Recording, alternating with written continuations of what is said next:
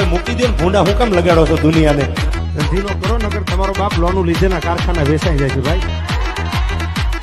યા નજર લગાડવા જાવમાં એને એની પેટીનું હાજ ઉકળી લીધું. આ ગાંધીજી એવું કહેતા હતા કે એક ગાલ ઉપર કોઈ મારે એટલે બીજી આમ ધરવાની. હવે ગાંધીજી એવું કહેતો કદાચ હાલે. સાહેબ સુભાષચંદ્ર બોઝે કીધું તું ઈંટનો જવાબ તો પાણાથી આપજો તો ખબર પડે સાહેબ. એક મારે ને હામી ફટકારી પારક્યા પાદરમાં કોકના હિમાણામાં જઈને મૂછની માથે હાથ મૂકે ને ઈ મરદનો ફાડી